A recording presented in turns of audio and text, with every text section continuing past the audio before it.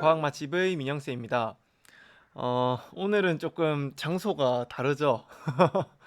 예, 교무센터입니다. 주말이어가지고, 여기서 찍을 수 있게 됐어요. 지금 아무도 안 계시거든요.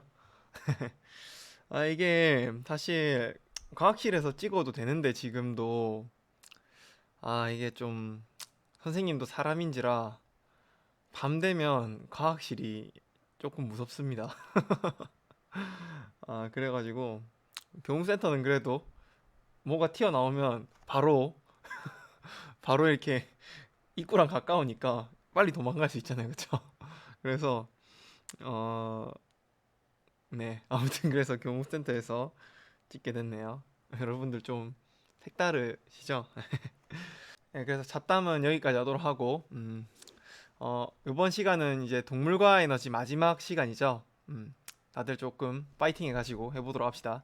일단 저번 시간에 우리가 뭘 배웠었냐 하면은, 저번 시간은 호흡이라는 것이 어떻게 일어나는가에 대해 가지고 조금 더 자세하게 한번 배우는 시간을 가졌었어요. 그래가지고 우리가 이렇게 들이마시면은 이 산소가 이렇게 코로 들어가는데 얘가 어떻게 해가지고 우리 온몸에 있는 세포까지 전달이 되는지에 대해서 첫 번째로 배웠고, 그 다음 두 번째로 배웠던 거는 이렇게 내뱉을 때 이산화탄소가 나오는데 도대체 이 나오는 이산화탄소는 어디서부터 시작된 녀석이었는지, 그렇게 두 가지에 대해서 배웠었죠. 그래서 조금 더 자세하게 설명을 하자면은, 들이마시면 산소가 후 해가지고 이렇게 폐 속으로 들어가서 폐에 있는 폐포로 이동한 다음에 모세혈관에서 이산화탄소랑 물질 교환을 해요. 그렇죠? 그러고 나서 그렇게 혈액으로 들어간 산소가 피를 타고 쭉 이동해가지고 몸의 세포로 이동을 하는 거였어요. 그게 이제 우리가 들어 마시는 동안 다 일어난 일이에요. 그렇죠? 그러고 나서 이게 내뱉을 때는 온몸의 세포에서 저번 시간에 간략하게 한번 설명을 했었는데, 세포호흡이라는 것을 통해서 에너지를 만들어내는데 그 부산물로서 이산화탄소가 그 찌꺼기로 이제 나온다 했었죠. 쓰레기에 비유했었죠. 그렇죠? 그래서 그렇게 찌꺼기로 나온 이산화탄소가 혈액을 타고 폐로 와요. 폐포로 와요, 정확히는. 그래가지고 그 폐포에서 산소랑 물질 교환을 해가지고 다시 이게 이렇게 우리가 내뱉게 된다는 거, 여기까지 배웠었죠. 그래서 복습은 이 정도로 하면 될 것 같고요. 그럼 이제 본격적으로 이번 시간에는 뭘 배울 거냐 하면은 바로 배설이라는 것에 대해서 배울 거예요. 배설이란, 사실 우리가 딱 얘기를 하면 제일 먼저 떠오르는 거는 어, 약간 지저분하긴 한데 그 대변에 대한 게 제일 먼저 떠오르죠. 근데 사실은 대변은 요번 시간에 다루진 않아요. 대변은 사실 그렇게까지 막 다룰 정도로 내용이 많지도 않고, 그래서 사실 만들어지는데 조금 더 되게 여러 가지 공이 들어가야 되는 녀석은 소변입니다, 소변. 그래서 이 소변이라는 것이 어떻게 만들어지는가, 그거에 대해서 배울 건데, 조금 더 자세하게 설명을 하면은, 우리가 저번에 영양소에 대해서 배울 때 영양소의 종류가 크게 6가지가 있다 했었죠. 그 중에서도 에너지를 만들어내는 영양소는 주영양소라고 해가지고 총 3가지가 있다고 했었어요. 뭔지 혹시 기억나시나요? 뭐였나요?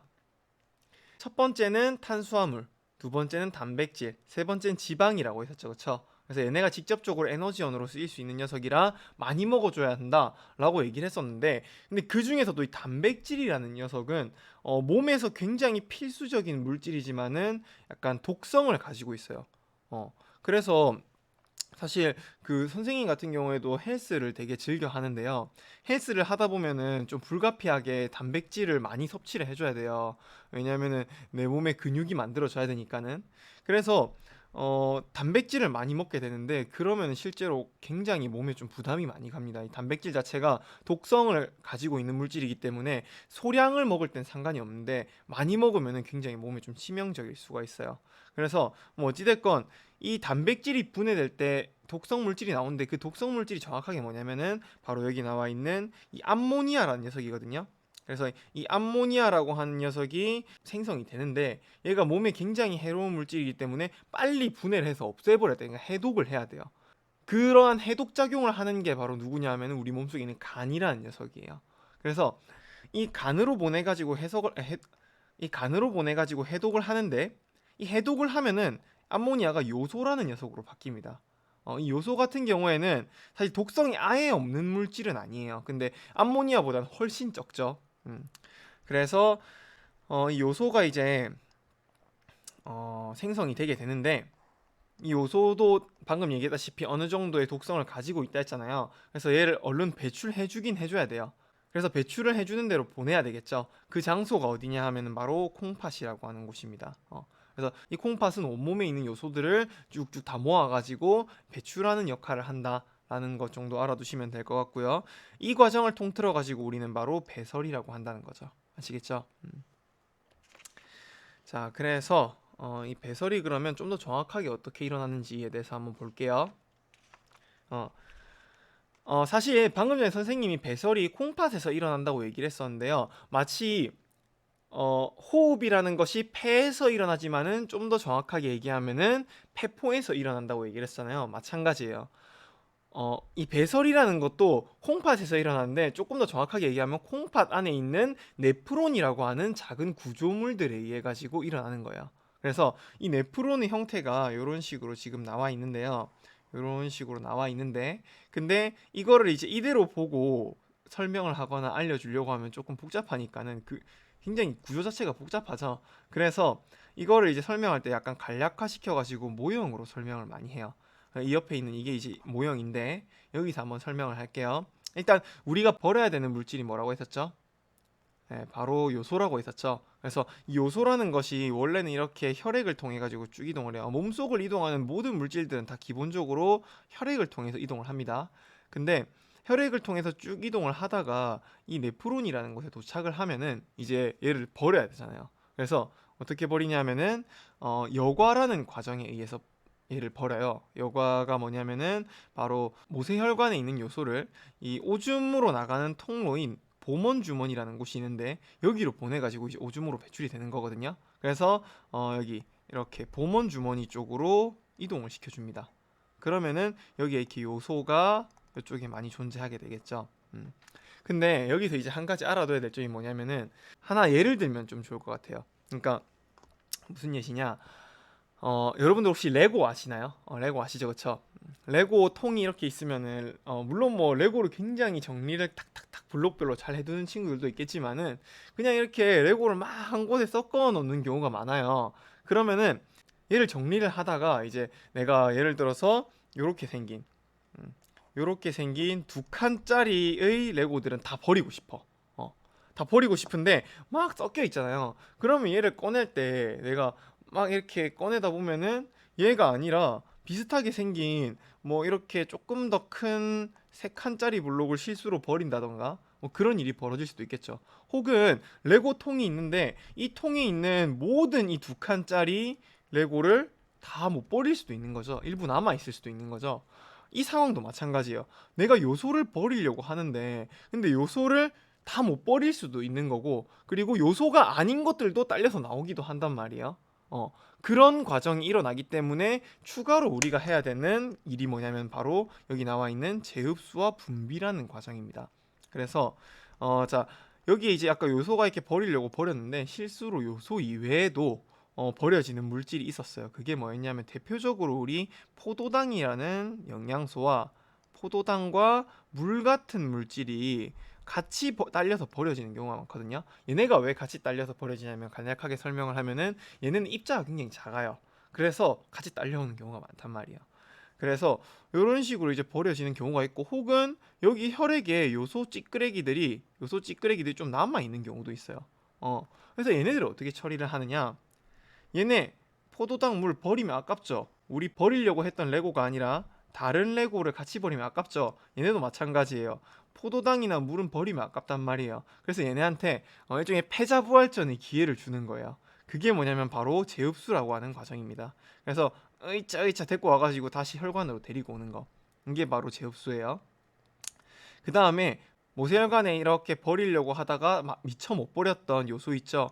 이 요소들을 다시 이 보먼 주머니, 이 세뇨관 쪽으로 쭉쭉 보내주는 과정을 보고 우리는 분비라고 합니다. 그래서 이렇게 하면은 조금 더 정확하게 내가 버리려고 했던 요소들만 버릴 수가 있다 이거죠.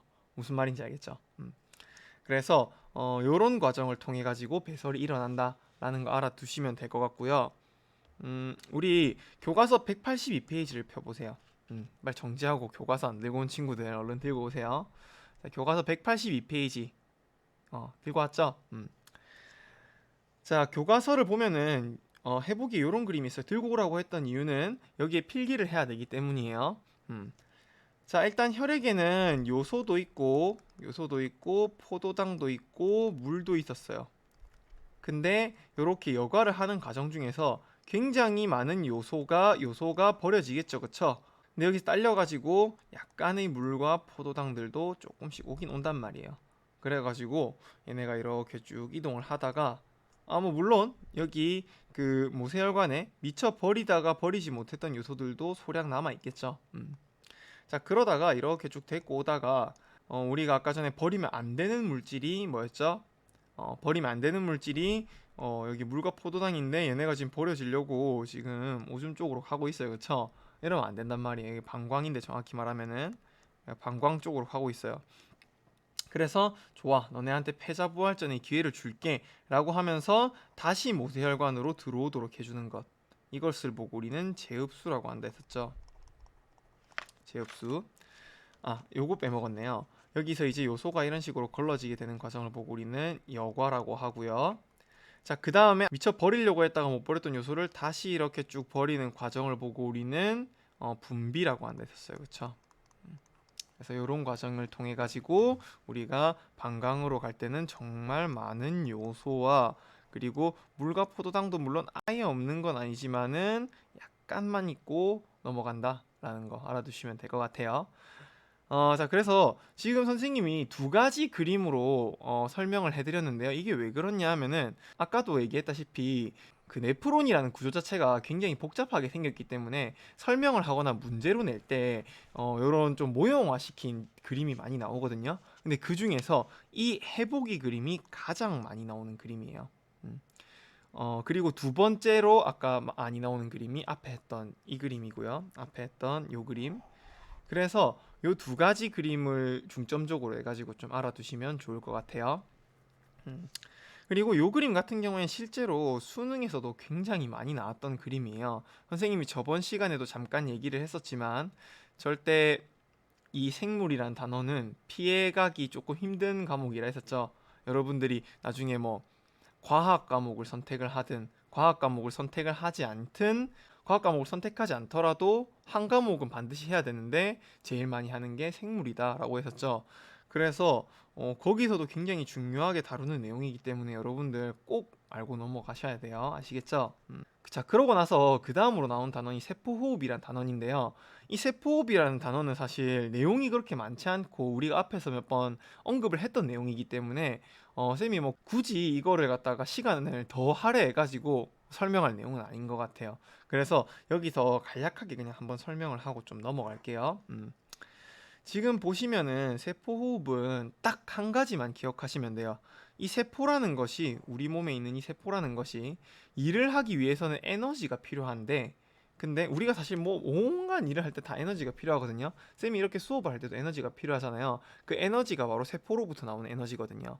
그래서 아무튼 내가 뭔가 할 때마다 에너지가 필요한데 근데 거기에서 에너지를 만들 때 어떤 과정을 통해서 만들어지느냐?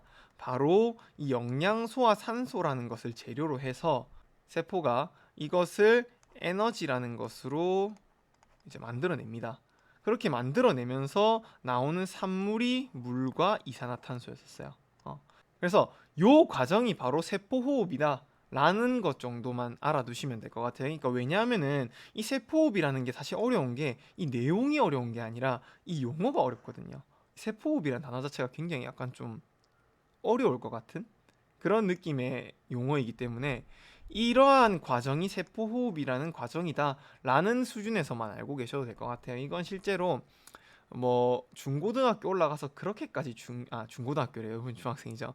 고등학교 올라가서 사실 그렇게까지 중요하게 다루는 내용은 아닙니다. 그래서 여러분들 세포호흡에 대해서는 요 정도 수준에서 알아두시면은 좋을 것 같아요. 그래가지고 이제 아까 최종적으로 나왔던 이 물 같은 경우에는 이제 소변으로 아까 같이 배출이 되는 거였고요. 우리 혹시 그런 생각 안 해보셨어요? 막 내가 생각보다 뭐 마셨던 물은 그렇게 많지 않은데 그거 이상으로 소변을 볼 때가 있잖아요. 그게 바로 영양소를 이렇게 분해하는 과정에서 물이 나오기 때문이에요. 이러한 과정을 보고 우리는 뭐 나중에 배우겠지만 탈수 축합 반응이라고 하는데요. 뭐 지금 알아두실 필요는 없고요. 그리고 나서 아까 나오는 이런 이산화탄소 같은 경우에는 호흡을 통해서 배출을 한다라는 것까지 배웠었죠. 그래서 모든 이러한 내용들이 이 동물과 관련된 내용들이 하나의 어떤 큰 흐름을 만들어낸다라는 것을 이번 대단원을 하면서 여러분들이 좀 알았으면 좋겠어요. 아시겠죠? 여러분들이 추후에 복습을 하실 때도 꼭 그 전체적인 흐름을 생각을 하면서 공부를 했으면 좋겠어요. 선생님이 이번 단원 앞부분에 수업할 때 언급을 했었지만요. 아시겠죠? 그래서 오늘 수업 듣느라 정말 고생 많으셨고요. 오늘 수업 여기까지거든요. 근데 누차 강조를 드리지만 선생님이 중요하고 고등학교 이상 가서 다루게 될 수밖에 없다라고 하는 내용에 대해서는 지금 반드시 챙겨가세요. 아시겠죠?